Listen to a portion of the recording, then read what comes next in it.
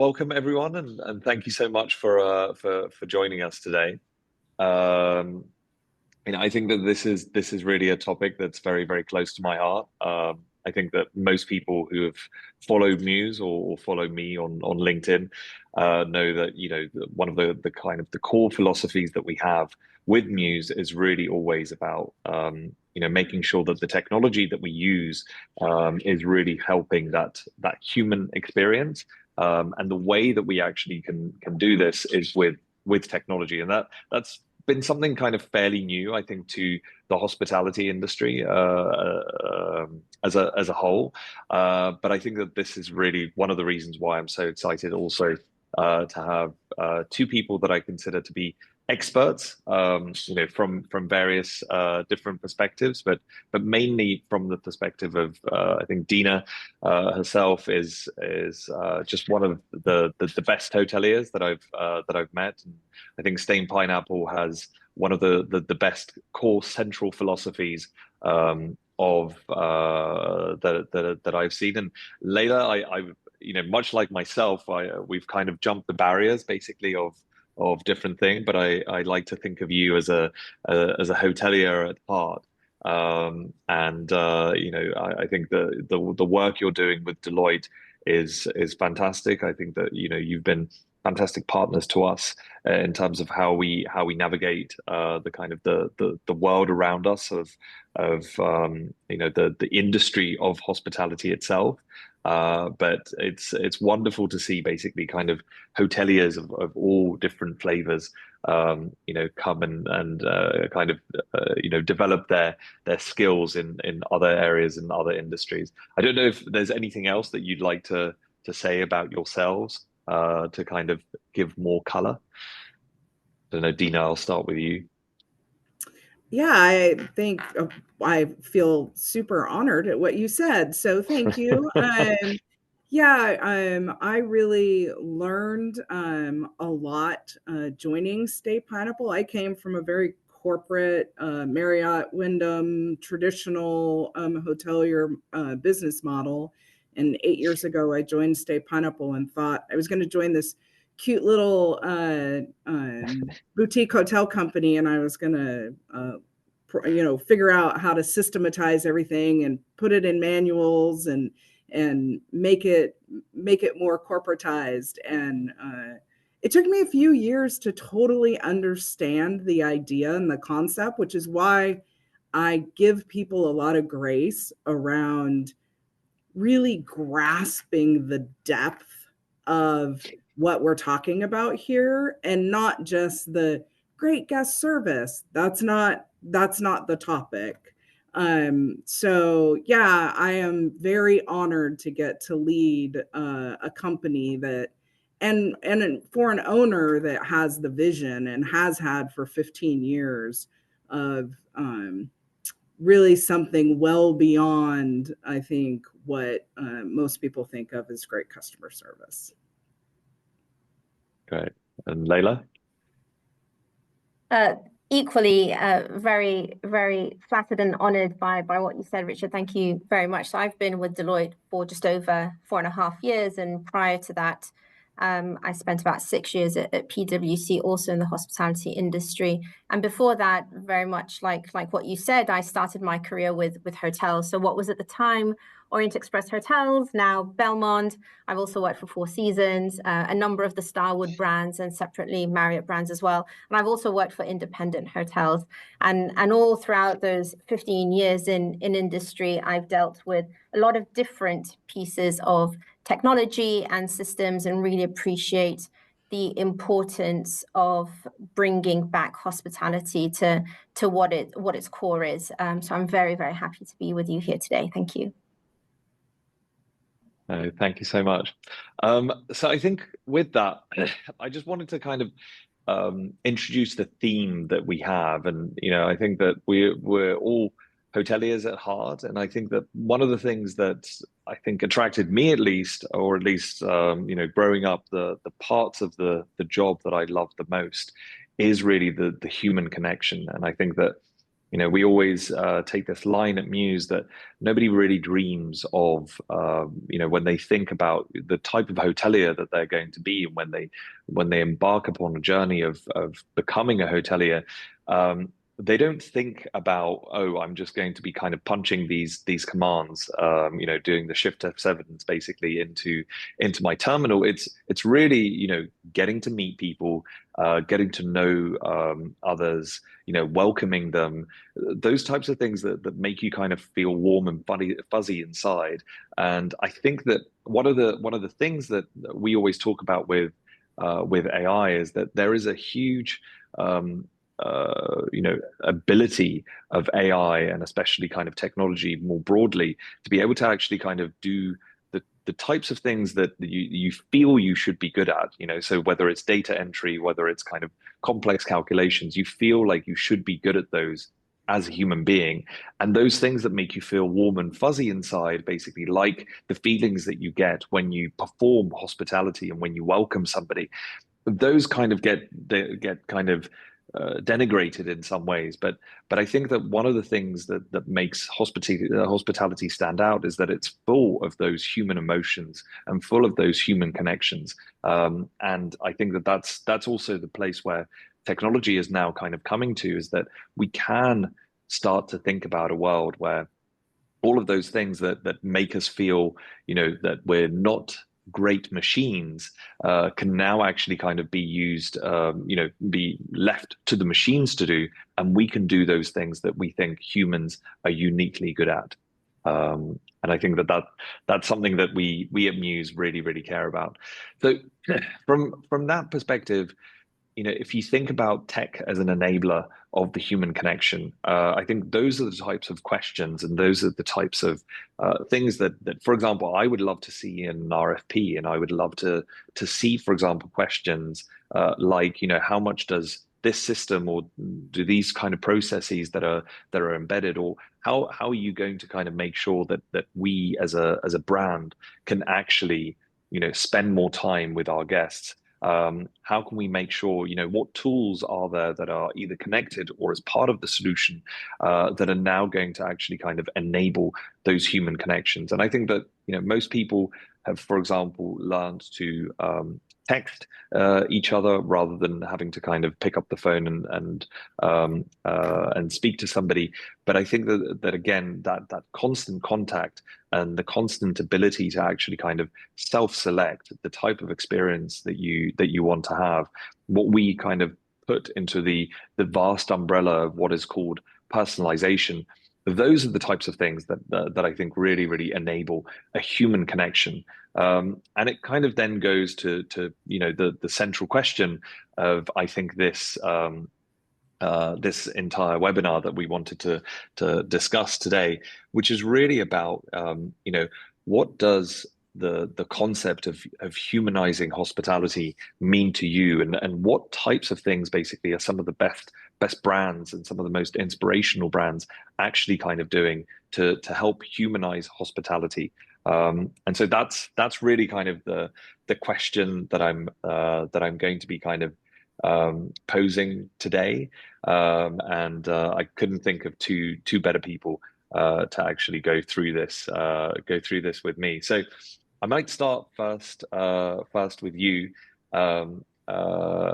Dina. So I think that I've been really, really fascinated by I think working with Staypineapple, and the way that you actually also think about personalization, and the way that you put a huge effort into making sure that your CRM is always updated.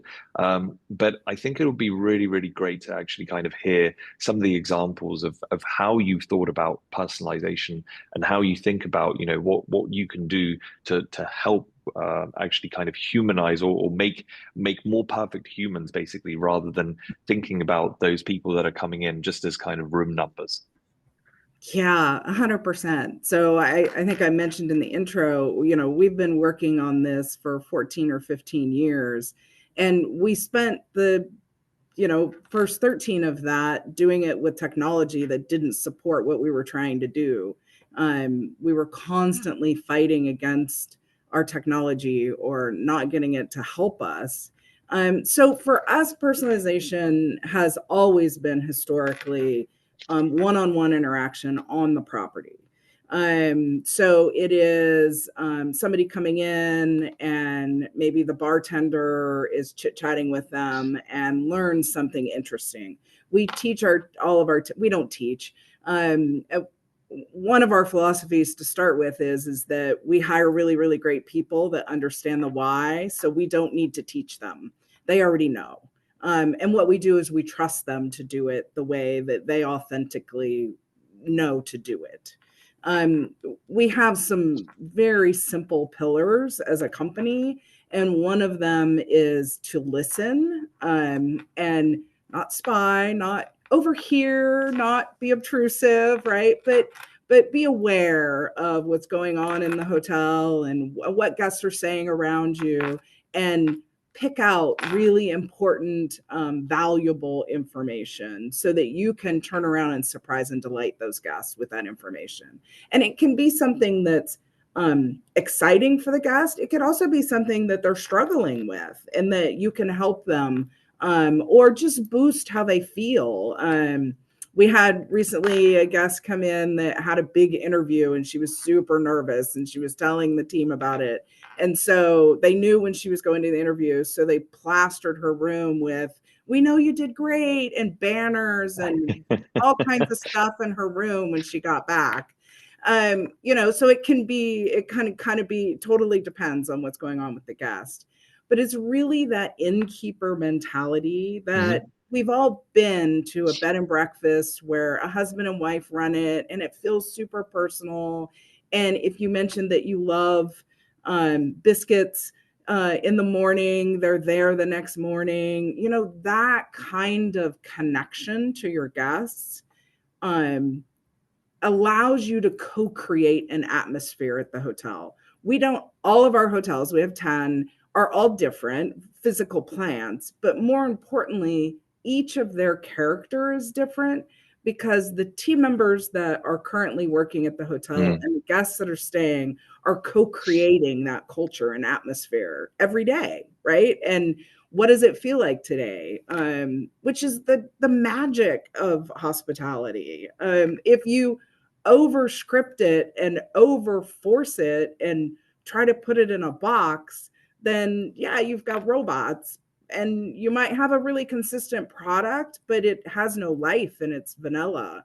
I can tell you more times than I can count, I've sat in the lobby of our hotels and cringed at something one of our team members have said to somebody and just been like, "Oh my God." And then watched the guests bust out laughing and slap the team member on the back. And right, like that's real connection. And the reason it works is because it's authentic. And the guests realize that. They sense when we're forcing team members to say things in a certain way. Yeah. And it just doesn't come across well. Yeah, the old welcome back when they open the door and things like that. Yeah. Layla, so maybe I'll just switch it to you. How do you think about, what are some of the best in class kind of tips for how to humanize hospitality? I feel like, so much of the time it's about the processes, it's about, following strict guidelines. But how do you see some of the best doing it? Absolutely. Well, first of all, I agree completely with Dina. And what I would add to what she said is that to me, humanizing hospitality is about creating memories.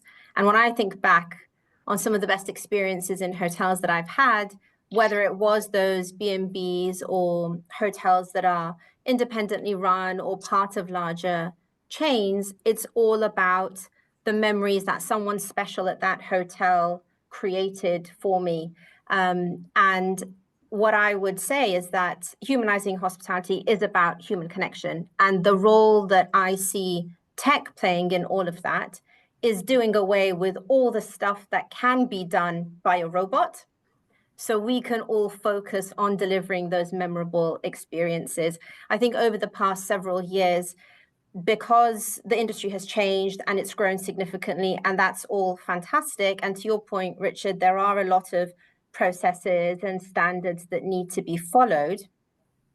A lot of those are not linked necessarily to the human experience. So if we can get something to do those for us in probably a way that's more efficient than we would do it, and has less human error, to be honest, then we can focus on those things that are so unique to us, which is allowing our guests to really enjoy the atmosphere that we have in all the hotels that we operate in, and also to create those memorable experiences, because that is what will bring the guest back. And one of the big themes of this year is all around hyper personalization. So guests do want that, they expect that, and now they demand that, and we should use tech to enable it. Nice. I think switching back to you, Dina. I think that you kind of alluded to it as almost like eavesdropping on your guests. But what are some of the ways that you're using some of the CRMs that you work with? And we have fantastic partners in Think that are able to kind of do that with you. But how do you think about how to make sure that you run an operation that feels worthy and kind of able to personalize, able to actually collect some of those data points, but doesn't kind of slip into being creepy? Yeah, it's a balance.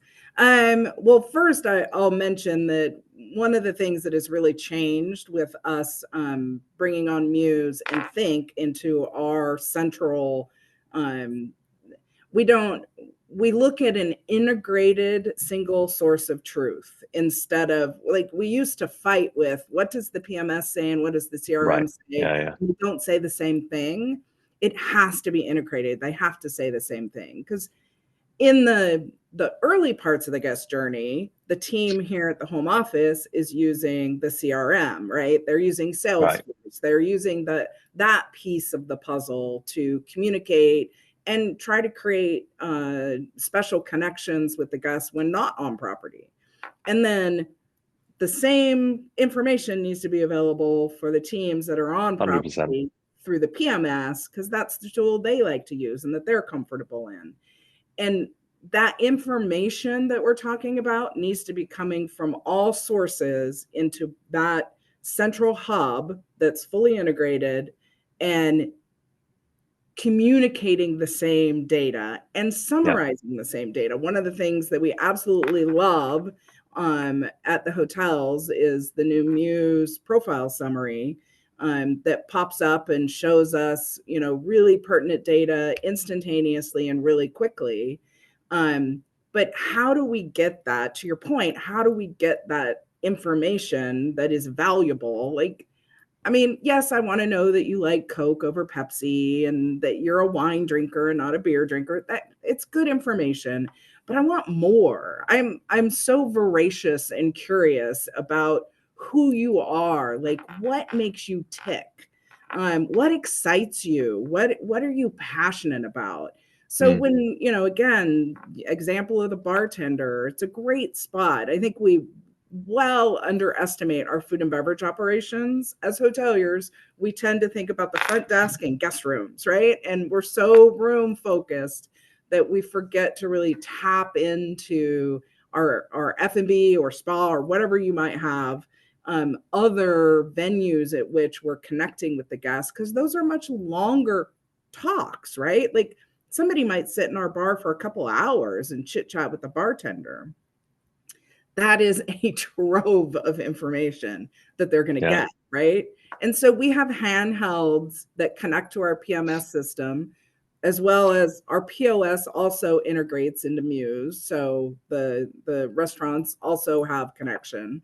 But we have handhelds around the hotel that allow them to quickly take a note. And I was just talking to Betty, and she is a fanatic about schnauzers. Dogs. That's a dog for those that are not dog people. Staypineapple is dog obsessed. So a lot of the notes we have are about dogs. But right. So not just she loves her dog, but she's a schnauzer fanatic. and has had 10 schnauzers in her life. And, you know, her last one passed away last year and she's super sad about it. And, you know, like all of that kind of information that really tells me stuff that is intimate about you, that it could be creepy, right? If we take it the wrong way, but we haven't had that experience. I have yet to have a guest call me or call anybody on our leadership team and say, I had a team member do X and I thought it was creepy and over the top. Now, I don't know if it's self-regulation in the human experience. Like, we know when it feels creepy. Yeah. Like, we know that. So when it feels wrong, don't do it. We say all the time, one of our favorite phrases is do the next right thing. All the time. Like, if you live your life by do the next right thing, you'll 90% of the time do it right. And so don't do the creepy thing, do the next right thing. That's amazing. I do feel like I see this with hoteliers the entire time. They want to lean in to, you know, what I was talking about, that kind of that first impulse that people basically kind of have about hospitality, that they really, really want to kind of be friends instantaneously. And they feel that basically they are, you know, welcoming somebody into their home, and then they take a step back and say, oh, actually maybe this customer doesn't want that. But I think that's the experience that I usually have, which is that actually most people really, really crave that, you know, they want to be kind of sucked in. They want to actually kind of know that person quite intimately, quite early on. And I think it's one of the things that almost kind of gets beaten out of you, that you end up thinking like, well, no, this is creepy, this is kind of wrong. I'm kind of crossing over some borders here as well.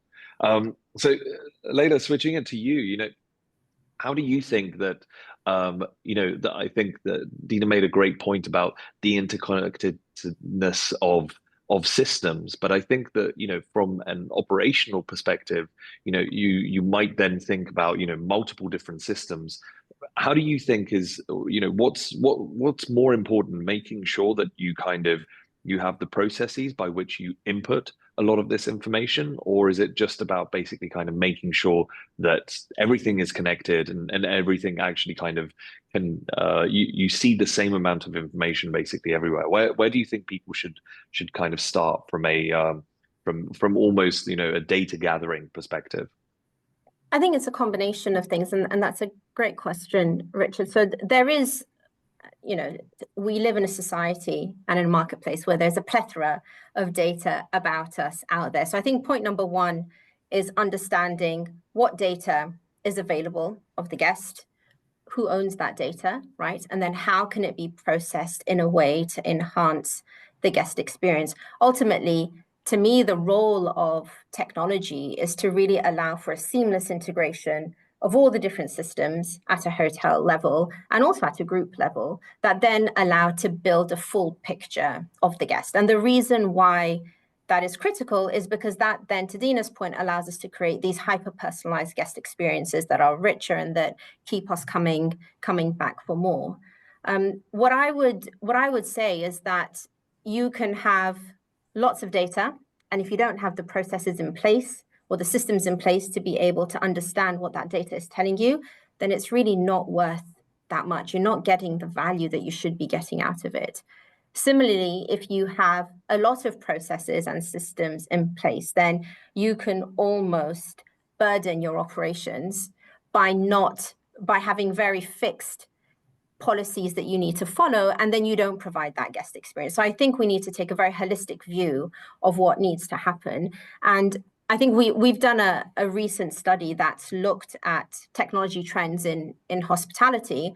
And one of the key expectations, like I mentioned, for travelers right now is hyper-personalized guest experiences. And we've noticed that 91% of consumers would be more likely to buy from brands that will recognize them and remember them. Now, that can only be done through data and having a full knowledge of the consumer profile. So it becomes absolutely critical, because then we can, to Dina's point, you know, that conversation with that bartender might tell you what type of room that guest prefers. So when they come back, that's exactly what they will be offered, or what are some of the things that they want to have in their room, or what are some of the things that they're going through on a personal basis, and then really tailor that experience for them. Nice. I think, Dina, you touched upon this, right at the beginning when you were kind of talking about, the hiring practices. But, as a very kind of tech forward hotel group, that's very, very rooted in hospitality. How do you think about, the kind of the raw skills that somebody should have in terms of, whether it's tech savviness, whether it's, being able to actually kind of operate all of these different systems versus the kind of the hospitality it's not worm, warmth that somebody actually has.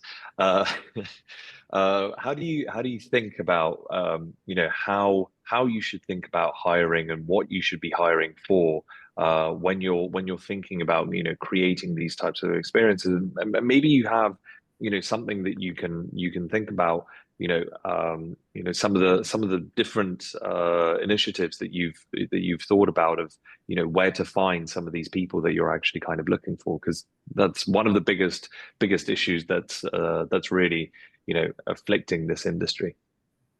It really is, and I hear that a lot.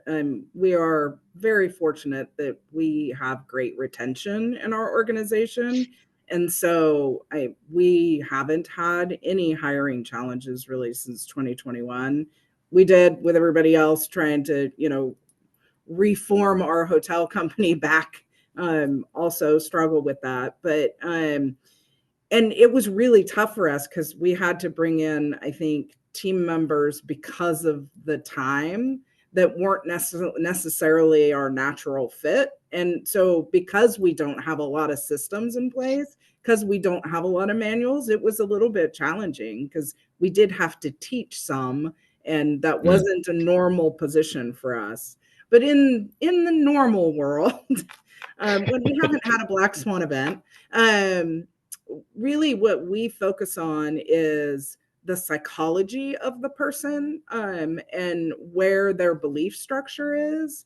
Really, like I said before, the why. What is their why for being here? And so our whole questionnaire in an interview process is that we really don't care if you know any technology or not. I mean, you need to be able to turn a computer on maybe, but that's about it. And one of the reasons we went with Mews was intuitiveness. Like that was the essence of the number one choice we were making, was that the end users of our PMS system had to be able to have a very intuitive Apple-like, right, experience, because that was one of the challenges we were having. We were bringing in young people that were used to their Apple, and we were plunking them in front of a 1982 DOS based something that they were like, you want me to what? And F what is that? I don't even understand. I don't even know what those I don't even, what is a keyboard? I don't That's know what volume you're talking control. about. Yeah. Exactly. It needed to be able to function on a phone. It needed to be able to function on a tablet. All of those things. And so that's a real key to us, is really delivering that team member experience. So in our CRM, our team members also have profiles, and we care as much about making sure that we understand the psychographic of our team member and what really jazzes them and what makes them excited every day as our guests. And we use a lot of that information to build guest experiences, really curated Nice. experiences. It's connecting Bonnie at the Maxwell is super into cycling. And so she's the person we go to when we have a passionate cycler and we connect to them, right? Amazing. So we're constantly using that data about our team members and our guests to make those connections and find those places where humans just want to be. Yeah. I think that's actually an amazing point, because I think that, understanding I think a lot of the times hoteliers don't work enough with the resources that they have. And some of those resources are basically like the actual kind of the environs. So, I think a lot of the time people will talk about, attribute-based selling and things like that. And they talk about, the tiny perspective of just the room. And then you think, but the attribute is the whole experience, like you should think about, why is somebody actually kind of at your hotel? What are the attributes of the place, basically, just the season, what exactly are they thinking about? And I think that those are some of the things basically that I think people really, really get very, very attracted to when they think about these things. I think what's also then interesting is really then mapping out the the the team members that you're talking about there.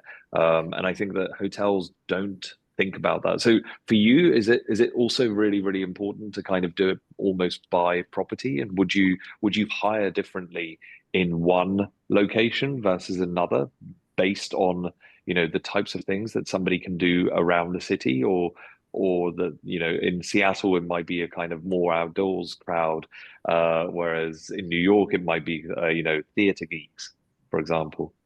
Yeah, for sure. We're looking for people that are not just passionate about delivering hospitality within our hotel, but are passionate about the city that they live in and the things that are there and very engaged in that. So yeah, if we've got and we want complementary passions. Hmm. Yeah. Um, And would so that then also kind of affect the way that you think about scheduling? Oh, that's a great question. I don't know that we've gotten that deep on it, but wow. The general managers might think through that. I don't know that we have reached that depth of making sure we've got somebody kind of with each talent set on property at any given time. Ooh, you have a new project for me, Richard. Thank you. Well, We'll like, team to be up. fair, this has been like one of those kind of products that we've been talking about and thinking about for quite a while. When we're thinking about kind of the way that we can think about, that CRM aspect basically Mhm. of those that are working in hotels, to kind of almost think about, how can I create a kind of symphony rather than basically a kind of a simple tune with the operations. But Layla, you always have great experiences and great kind of views of what you're seeing around. And I know that, the pre-talks basically, there was some great examples that you shared with, for example, looking outside of just the traditional pools that people can look into. Is there anything that you could kind of share from that perspective? Yeah, absolutely. So, for the first time, I think ever, we're in a situation where globally there is a shortage of skilled staff in hospitality, and that's driven by a number of market factors. But importantly, we also have, for the first time, four generations in a traditional labor pool, right? So that's starting from your over 16s here in the UK all the way through to your over 55s. And what we're also seeing is segments of society that wouldn't typically be in the labor market entering the employment market. And for example, this could include parents who after school drop off have a few hours where they have spare and they can work, and then they need to be free by about 3 p.m. to go off and pick up their kids. And we're seeing a number of examples in the UK of both hotel groups and restaurant groups that are able to tap into these different segments of society. What that means, though, is that all these different groups have different priorities, they have different motivations, they require different types of employment contracts, for example, and they have different objectives for why they are working. Someone, for example, might be working because they want to very quickly get onto the career ladder. Someone else might have had a whole career prior to the job that they're currently doing in hospitality and are just doing it out of passion. So there's a lot of examples where people are, or organizations are, hiring differently. What that also means is that employees have a number of different skill sets and different degrees of skill sets. And therefore, being able to motivate and empower employees across your entire organization is critical. And I think that's where technology can play a real role. In fact, one of our recent studies, we saw that hotels that have an employee engagement and empowerment program actually saw a 10% increase in RevPAR. So that means that where you are able to create what we call this like digital playground and tech playground, where you allow your employees across any department to have a play around with the different systems and different types of tech, whether it's AI or VR or whatever else you might have at their disposal, just to make them more comfortable with it, they then become empowered and confident to use that with guests. They also become a lot more motivated to work for the organization because, to Dina's point, they feel like they are trusted and they're not afraid of making mistakes. And that in turn is demonstrated in their ability to generate revenue. So top line becomes directly linked to employee retention and empowerment and engagement. And similarly, then when you go down your operations and your P&L and you start looking at labor costs, naturally having different types of contracts and employees has different pressures on labor. And we know that there have been a number of challenges facing the industry, like increases in national minimum living wage and all of that kind of stuff. So implementing technology and robotics, for example, allows those labor costs to be driven down. And in fact, that can be reduced by up to about 30%. So we can see how technology has a direct impact, not only on your top line, but also on your profit levels, and most importantly, on employee retention and loyal customers. Nice. Yeah, I think Dina, it's funny because I do feel that Staypineapple is such a fantastic proponent of, embracing technology, but also kind of making sure that the humans are kind of always to the fore. So when you then think about things like robotics that Layla is talking about, how do you think about, what's the line of what you would embrace versus basically where you would want to kind of make sure that there is enough of that kind of human connection? Yeah, it's a very simple line for us. Basically, guest interaction is for the humans and transactions are for the robots. And additionally, information. So 6 gigabytes of data per hour is what a human being creates. That is a vast amount of data. There is no way a human being can observe, read, understand, or gather that kind of information. The only way to do that is through artificial intelligence and summarization so that it can be turned into data that is usable for us, right? And so we implemented almost 2 years ago now, Pineapple, which is our internal AI. And it started out very basic, and it's growing over time. Basically, what we've done is taken all of our intellectual property, like everything that is Staypineapple. We gave it our website. We've given it all the ways we talk. We feed it our reviews. We feed it everything that is about Staypineapple.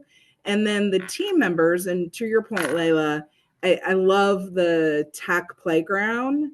I think the more we make the tech super easy and intuitive, the more team members will innately interact with it. Like, we don't force anybody to use Pineapple, but we just make it so easy. They can go, hey, Pineapple, can you summarize my reviews from this week and tell me where we can improve, right? Or, hey, Pineapple, can you email a guest their portfolio from guest blah blah blah blah, right? Like those automate, just the stuff that just takes time and clicky like is what we're trying to get rid of. We're scratching the surface of it right now, right? But someday we're working on a project this year where all of our SOPs, we do have some all of our SOPs and procedures will be in Pineapple. And we will no longer have manuals at all. You'll Amazing. just be able to say, Chat Pineapple, what is the PTO policy? Or Chat Yeah. Pineapple, how do I check a guest in? We're ingesting Mews's, right, manuals and processes and how you run Mews into the system so that they can just interact with Chat Pineapple instead Yeah. of going to a PDF document on the internet and reading pages and pages of stuff or whatever, right? I think simplifying our team members' jobs, or the uninteresting part of their job, is what we're trying to use it for.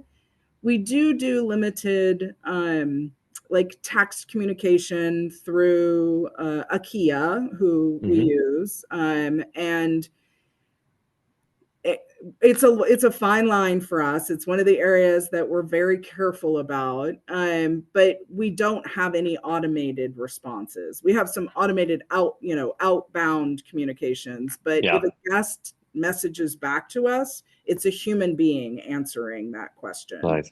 not a robot.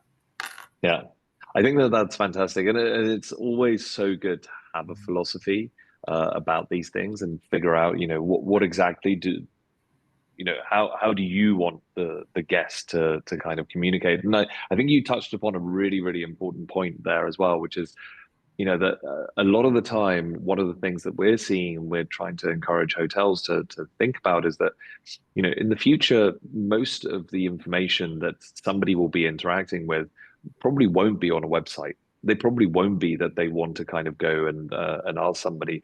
So the idea of actually building up a knowledge base within your brand or your property, so that it can be kind of consumed by an AI, I think will be the dominant way that we actually kind of interact. I think I think within Mews, everyone laughs at me at the moment because I tend to kind of detail the amount of nights that I spend just chatting to Claude.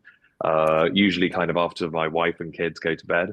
And then I'm kind of there just chatting to Claude about, pretty much every single thing. That's from a company called Anthropic. I feel it's the lesser known version of ChatGPT, but it tends to be my personal favorite. And I feel like it's one of those things where, you mentioned the kind of the simple put command of hey chat pineapple, those types of things. I think it'll be so interesting when that becomes really mainstream, that you kind of will talk to your personal agent basically in that way, and it'll just feel very, very seamless basically for you to kind of be contacting. It's almost like a Ouija board basically that you'll have. But You're dating yourself. yeah, that's true. But like, calling the spirits basically to guide how you'll be. But maybe with that, Layla, before we go to the questions from the audience, have you seen any of those great cases of people actually kind of being able to build up great knowledge bases, or think about how to actually kind of use AI in a way that streamlines information kind of dissemination, but also the gathering?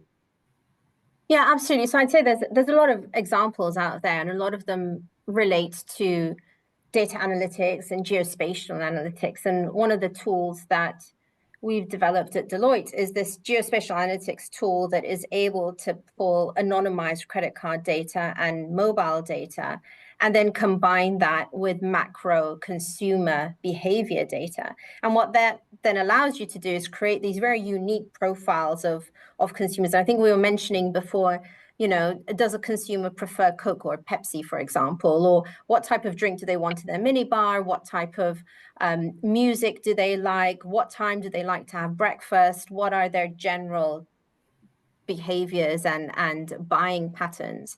And so when you're able to pull all of that together, and that's where you need, the point that we made earlier around, you need processes and systems because there's so much out there. And without knowing how to process it, then it doesn't give you the value that it can. But you build that full picture of the guest, right? And this ties into what you were mentioning earlier, Dina, around having that full view of the consumer as well and of the guest profile. So you get this 360-degree, one source of truth view of the guest. And we've got a number of examples where clients are starting to integrate that into their businesses. And what then happens is that you can always stay a step ahead of what your consumer wants. So before your guest comes into the hotel, they don't need to tell you what it is that they want, because you know that already. So there's a number of examples emerging where we're seeing that, and it's very exciting. Yeah, I think especially, I think that we see it particularly, the kind of the interesting cases where you're using, for example, the information about, what type of card somebody is using, and then basically transposing that to actually kind of, suggest next best actions and things like that. And I think it's very, very interesting in terms of the amount of information that you can glean from specific sources without actually kind of needing to ask that question in the first place. And that's, I think, we'll be seeing a huge amount of kind of innovation also in that area. But I wanted to make sure that we're also answering some of the questions. So some have come in, and I'm not sure if Shreya and the rest of the marketing team are gathering any others, but there's a great one here, which I really, really love, and I'd like to ask both of you, what's the most human experience that you have, that you have experienced, one that you remembered and is linked to the hotel that you were staying in the most? Dina, Layla, I'll start with you had a you. great one. You go first. Okay. Sure. So years ago, I was traveling, and it was the first time I was traveling on my own in Asia. I was a recent graduate, and I was staying at this hotel, and there was a little like roadside restaurant. I was in the middle of this big capital city, and I was staying there for a week, and I found this restaurant, and I walked in one day, and there was this this dish that I really liked, and I put in my order, and I ended up putting that same order at the same time for about the first 3 or 4 days. And then I was leaving, and I had checked out. I went upstairs to grab my luggage, and I had a knock on the door, and it was the porter. So he had gone in after me into that restaurant, found out what my order had been, what was in this bag that I was walking up to my hotel room with every day, or eating it at this place, and he'd got it for me. And he came up and he said, "Madam, this is for your ride to the airport." And I will never forget that experience. All it takes is 2 moments of time, a little bit of curiosity. And if I ever go back to that city, I will certainly stay in that hotel again. So a very memorable experience for me. And very simple, right? Totally. I'm going to give one that is that literally made me cry. That was one of our guests. We had a little girl. She was 7 years old, staying at one of our hotels. We have 2 that are near hospitals, and she was having some healthcare done. And she came every year for a number of years, having procedures done. And the team got really attached to her, and she got really attached to Staypineapple. We had, given her dash dogs and like all the gack. We have lots of gack. We have lots of little tchotchke things. And she had, I think, every piece of tchotchke we had. The last time she came for her last treatment, and she was not going to have to do it anymore. And so the team arranged we have a giant dash that is as tall as I am. And at one point we had them in the hotels. It's a husky, no? Yeah, it's a husky. So my daughter loves it as well. I know, he's so cute. Dash is actually our owner's dog. It's a real dog, and he has one blue eye and one brown eye. And so we had a little toy version of him made. And he's our mascot. So we had this giant dash, and it had been sitting in the lobby. And we had some other ones sitting in a warehouse, because when you have custom things like that made, you have to make way more than you ever really wanted. And so we invited her to come to the home office, which is it's just across the lake here in Seattle. And we did a whole tour. She got to be CEO for the day. And we did this whole thing, as we were all super excited about that she was getting done with all of her treatments. And we gave her the giant dash. We did ship it to her just to make you feel better. We didn't send her home in an airplane with a giant dash. And then she sent us video of it in her room.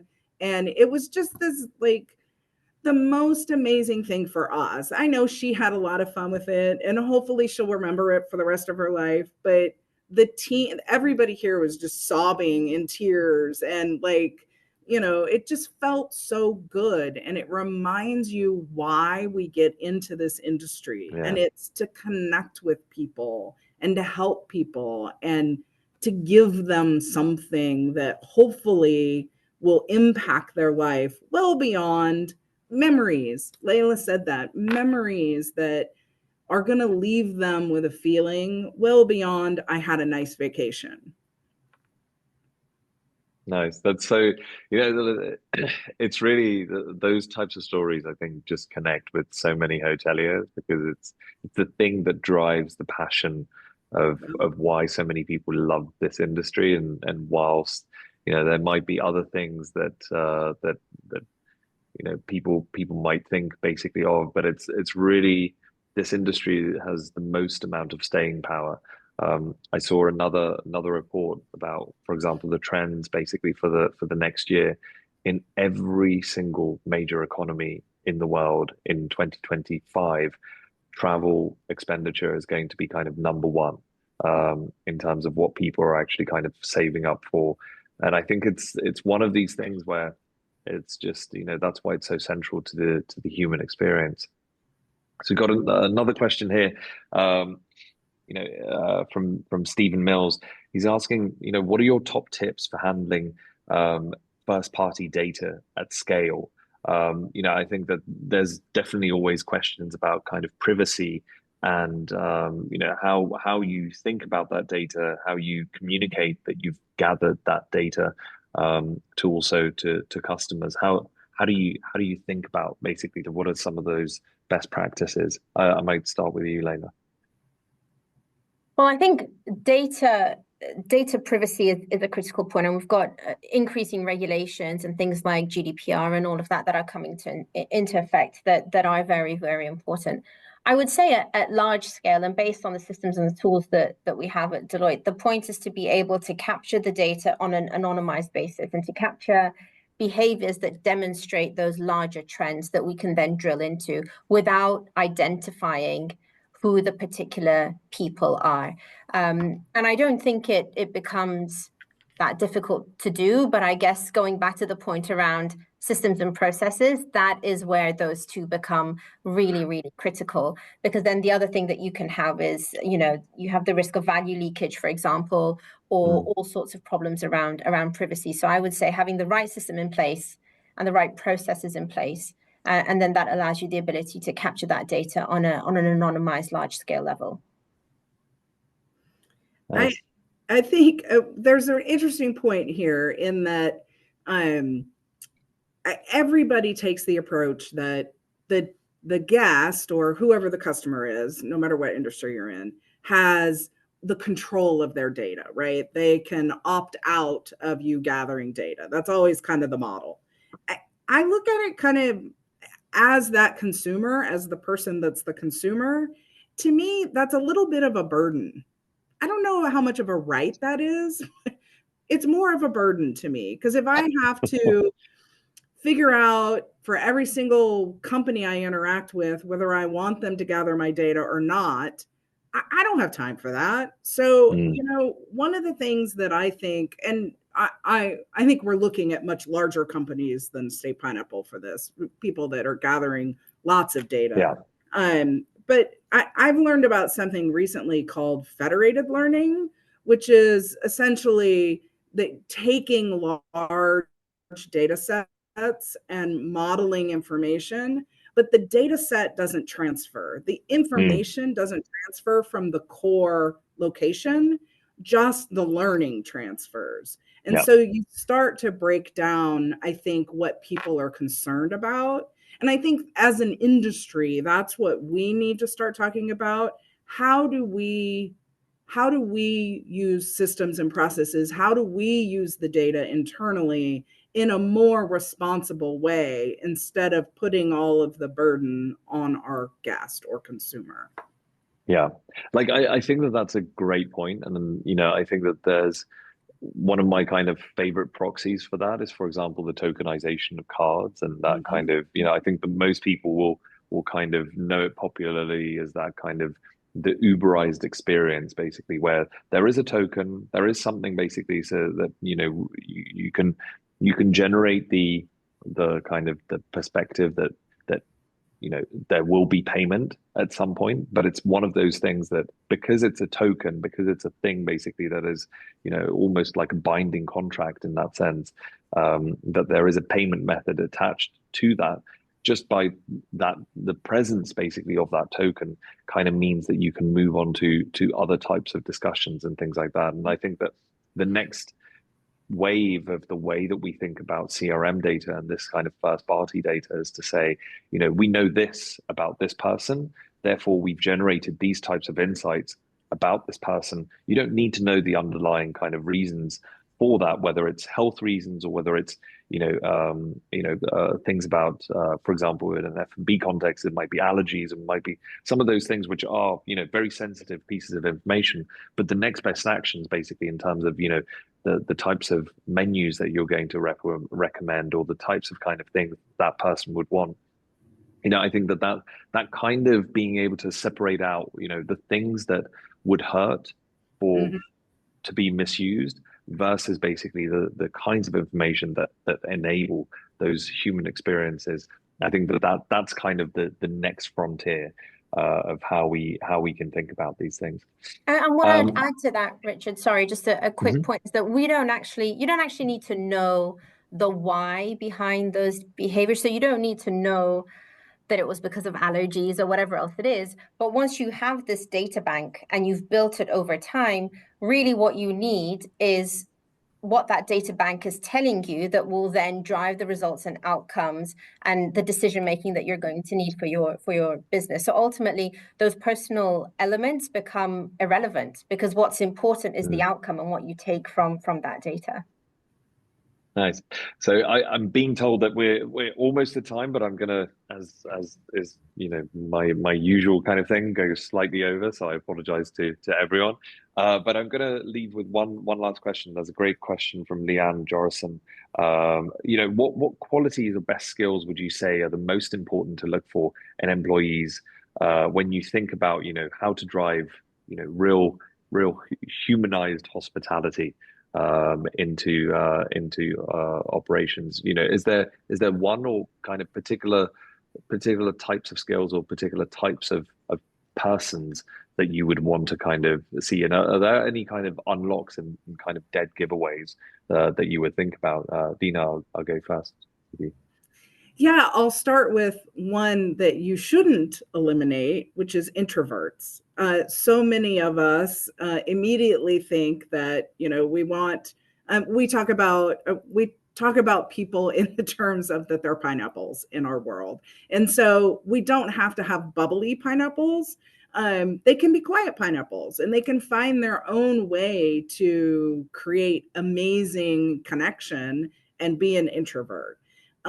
So I always concern myself with psychology of the team members that we hire and making sure that we have a well-represented breadth of types of people, right? So we as a brand want to be very open to everybody. Like, we don't have uniforms or dress code or hair and makeup rules. You can have tattoos, you can have earrings, you can have purple hair.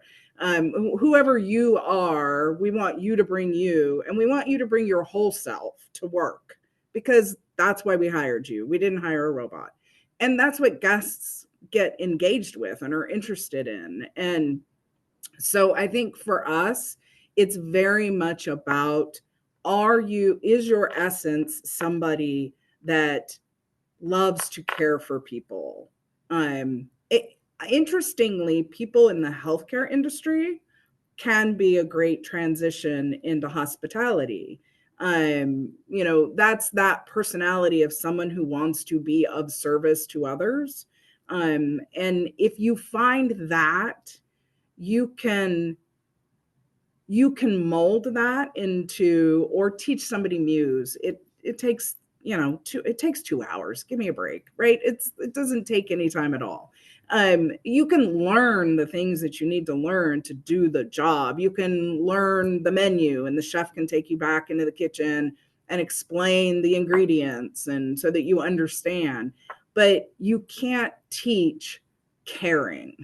So for us, that's the most important thing. Amazing. Layla. I would agree entirely with Dina, and I would actually say that in today's day and age, you probably, don't need people that have specific skill sets if you have a good training program and onboarding program in place. I would also very much suggest focusing on having the right type of personality for the property that you are. And what I would also say is that you do need that breadth of different types of people and personalities, because you need them to reflect your guests, right?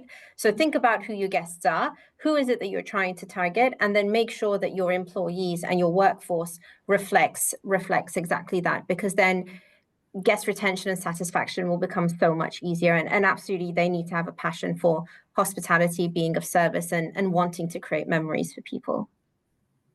Nice. I just wanted to thank you both, basically, kind of for the answers. I've really enjoyed chatting to you. I think that Dina, some of the examples that you gave are just, I think exactly what I would want to see from a progressive hotel chain. Thank you so much, Layla, for all of your insights.